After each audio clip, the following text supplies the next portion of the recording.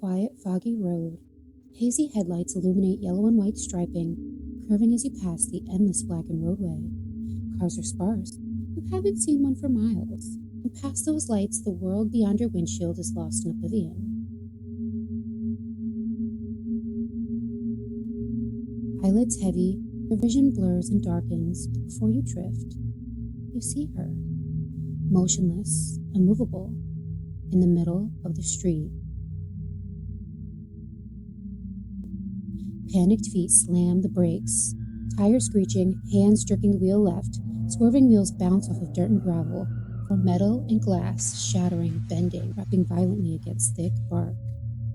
A spray of splinters, a blinding flash of light, then the airbag deploys, forcing your head against the cushion. Groggy, ears ringing, fresh bruises and scrapes pulse beneath waves of dull pain. Silence is broken by the hiss of the radiator and your alarm blaring. Then you remember. You quickly turn. Is she all right? But you're alone. Who was that? How odd. Flowing gown, barefoot, dripping, wet hair. Expressionless, pale, almost reflective. Heart racing. You say the worst is over, but in the rear view, ahead, turned downward, with damp, inky tresses. You whip around, glancing over your shoulder, to nothing. Again. Roadway empty, backseat vacant. A story like many others, of the woman in white. I'm your host, Melissa Nunez, and welcome to Candid the Cryptic, your source for all things strange, spooky, and unexplained. Accounts like this exist all over the world, from the United States to Ireland and Germany. Different roads, different witnesses, but always her, the woman in white. Waiting in the dark, and somehow, long before the legend spread, humanity had already begun seeing her. While vampires evolve, demons go by other names, and monsters fade in and out of obscurity, certain figures never really disappear. One being a ghostly fair-skinned woman draped in flowy robes. And you've seen her before, even if you don't realize it. In fact, out of 15 seasons and 327 episodes, Supernatural's very first case was the woman in white. Dad's on a hunting trip, and he hasn't been home in a few days. Not your typical ghost story. A hitchhiker, quiet, pale, locked in place, stranded beside the highway, the ultimate foundation to saving people, hunting things, the family business. Sam and Dean Winchester investigate an isolated back road. The drivers report these encounters, presumably harmless, until she's in the car. The episode draws heavily from real-world vanishing hitchhiker legends, one of the oldest narratives ever recorded. But Supernatural adds its own tragic mythology, the woman, betrayed by her husband, who in death is doomed to a cycle of grief and violence. It's kind of this local legend. This one girl, she got murdered out on Centennial, like decades ago. Well, supposedly she's still out there. She hitchhikes, and whoever picks her up, well, they disappear forever. And that choice is interesting, because the woman in white would perfectly establish what Supernatural would become at its core. Not just a show about monsters, but urban legends and the lingering anguish left behind after tragedy.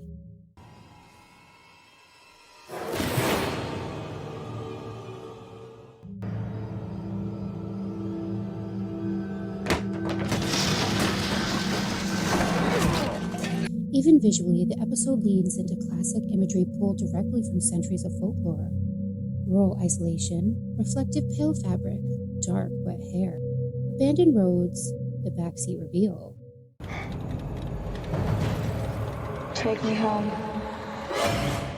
It's one of the clearest examples of modern horror repackaging ancient myths into contemporary storytelling.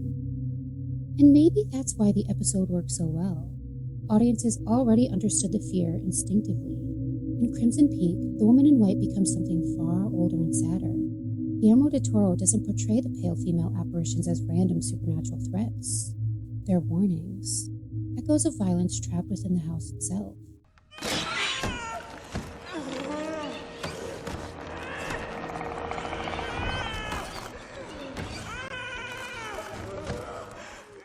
Throughout the film, Edith repeatedly encounters spectral women moving through Allerdale Hall, their forms thin and skeletal beneath delicate billowing gowns, glowing against the darkness of the mansion like candlelight through fog. Silent apparitions drifting through corridors, warning the living. It behaves like classic lore attached to the woman in white. In the house, in many of these legends, the spirit is inseparable from the place it haunts. Bridges, ruins, lakes, roads. In Crimson Peak, the haunting is fused with the mansion itself. The ghosts are manifestation of buried memory, hidden violence, and unresolved suffering, literally bleeding through the walls. The red clay mines are the oldest part of the house, and I think they hold the most secrets. It's the gut of the house is the place where the most emotional and the most violent confrontations are going to take place. The walls are dripping with red clay, everything is wet, and everything is dark. That's why the film feels more melancholic than frightening. The ghosts aren't evil, they're trapped. Like many other women in white stories, it symbolizes unresolved pain and sorrow rather than malice. Del Toro even described the film as a lavish gothic romance as opposed to a horror movie, which makes sense because this genre has always been deeply connected to this archetype. Lonely estates, mourning women, family secrets, emotional unrest that survives even death.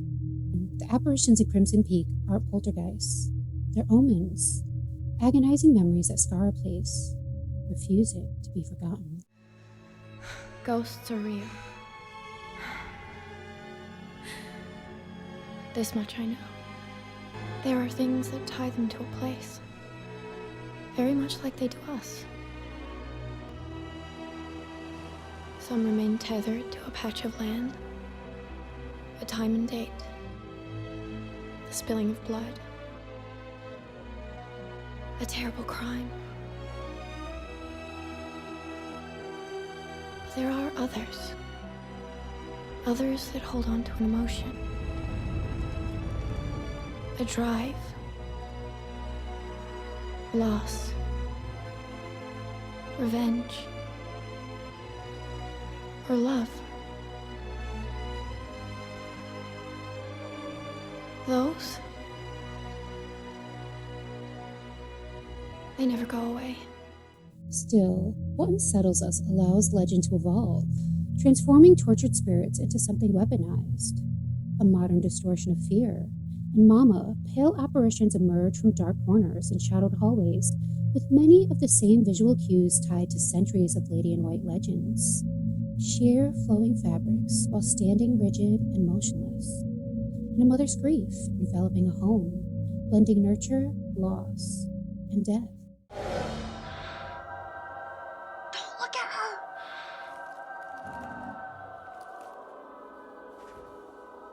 She's mad. And that matters because, historically, these entities are rarely connected to random places. They're bound to their suffering, betrayal, mourning, or loss, so severe it stains the environment itself. The home in Mama functions the same way. Fear accumulates until the empty house comes alive.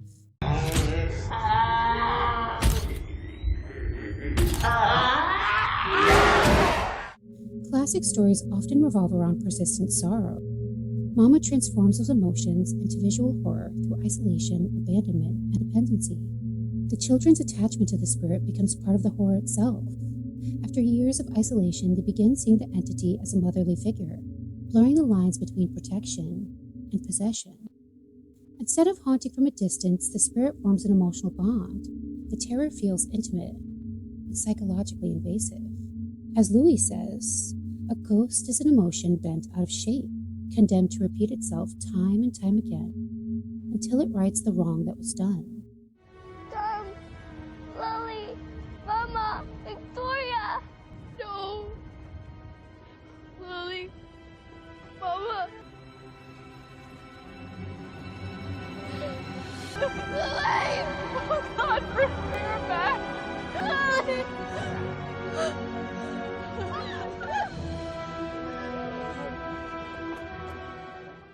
Visually, it gives way to exactly why this archetype endures. A pale figure, paralyzed in darkness, terrifies audiences not because they fail to recognize it, but because they do. Folklorists don't classify her as a single ghost, but as a reoccurring phenomenon, an apparition appearing across cultures under different names, yet described in remarkably similar ways. Academic records trace white lady legends through British, Irish, German, Filipino, Latin American, and American traditions dating back centuries. The details change, but the image almost never does. A pale woman, wispy sheer robes, coming at night, into a place tied to tragedy. Roads, bridges, forests, lakes, ruins, places suspended between one thing and another. Researchers describe these thresholds where people psychologically expect uncertainty or transformation. And maybe that's why these stories persist, because a woman in white lurks in places where one world gives way to another. It's late. A driver sees someone standing beside a lonely road, a woman dressed in white. He offers her a ride. She may speak softly, or not at all. But at some point during the drive, she disappears. And when the driver reaches their destination, therein lies the truth. That there, wherever there may be, she died, and died in such a way that now she may never rest.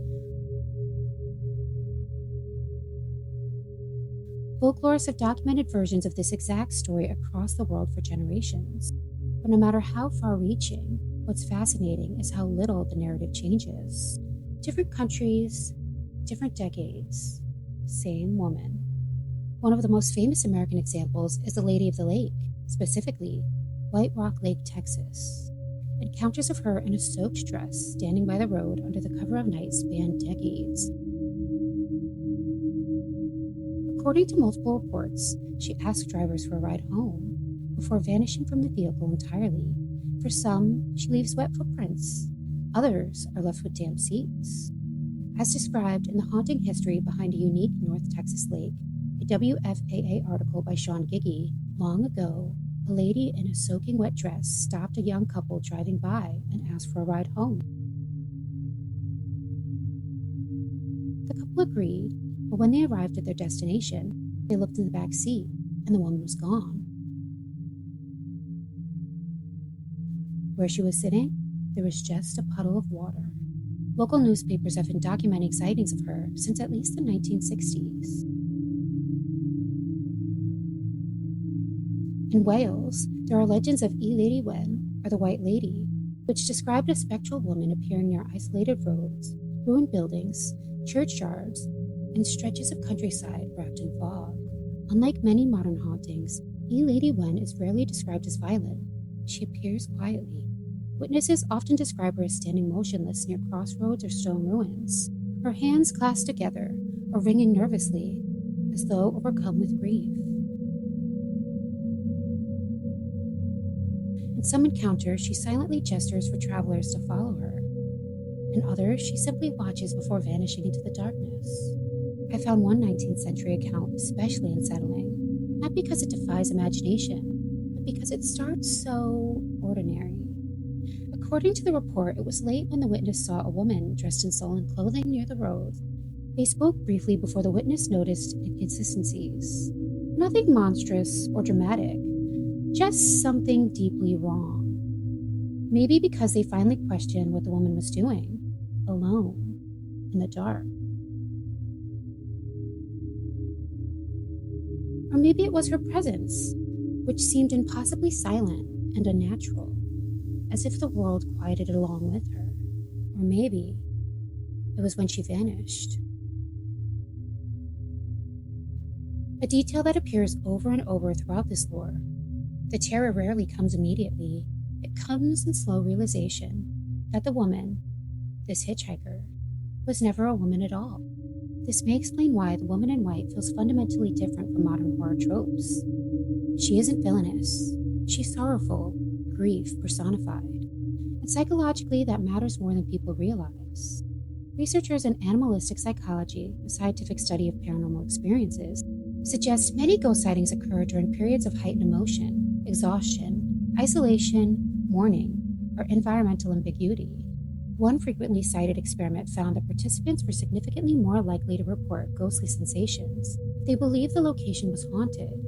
The brain predicts before it receives, especially in darkness, especially when afraid. Neurological research has also shown that disturbances in spatial awareness and sensory processing can create the feeling of another presence. In experiments, participants reported sensing shadow figures or unseen entities despite no one actually being present. So maybe ghosts aren't always something we encounter, but something the mind conjures under the right circumstances. But psychology alone doesn't explain why it's the woman in white who persists. Why not another story? Why her? Folklore scholars believe the archetype may reflect historical anxieties surrounding grief, femininity, and loss. Many of these legends involve betrayal, forbidden love, suicide, or violent death. Burial shrouds, mourning garments, funeral traditions. Researchers note that pale fabric and darkness would have also appeared highly visible under moonlight, naturally reinforcing ghostly imagery attached to these stories. Over time, the woman in white becomes less of a single legend and more like a visual language humans instinctively understood, which is exactly why modern horror still returns to her, and outside horror, the archetype survives. The Woman in White, written by Wilkie Collins around 1960, popularized the mysterious pale maiden in Victorian fiction decades before modern cinema. The novel opens with a woman dressed in white, seen unexpectedly on the road late at night, the imagery that would influence ghost storytelling for generations. And in many ways, modern paranormal media still follows the same blueprint. The road, the woman, and a warning nobody understands until it's too late. Even paranormal investigators struggled to categorize the phenomenon. In the late 19th century, members of the Society for Psychical Research investigated what would become known as a Cheltenham ghost, a veiled female apparition, repeatedly seen moving silently through a house in England between the 1880s and 1886. Multiple witnesses independently described the figure as appearing completely solid and human at first glance. Investigators documented interviews, timelines, and observations, but no definitive explanation emerged. So, no proof, no debunking, just more ambiguity. And maybe that's where the woman in white has always existed. Between folklore and psychology, memory and hallucination, haunting and human perception. Because maybe these ghost stories were never about proving the supernatural. Maybe they survived because they preserve the weight, the echo of grief, tragedy tied to a bridge, sorrow washing in with the tide, roadside warnings, and mourning as ancient as ruins. And eventually, the place itself becomes haunted, not necessarily by spirits, but by memory. The woman in white may simply be humanity's oldest symbol for unresolved trauma, a figure permanently standing at the threshold between past and present, and even now, stories continue. Drivers still report women standing beside hidden roadways. There are still shared encounters of silent figures near forests. Still those lakeside tragedies that endure long after death. The setting changes, but the character never does. A woman in white telling the same ghost story without even realizing it, even centuries later.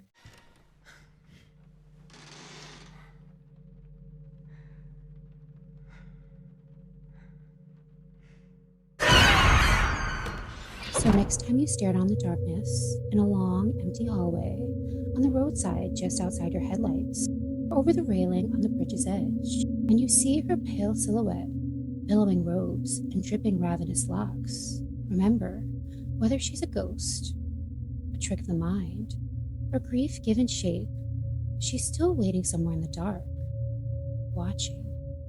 Thanks for tuning in on another episode of Candidly Cryptic. If you enjoy all things strange, spooky, and unexplained, please follow for more.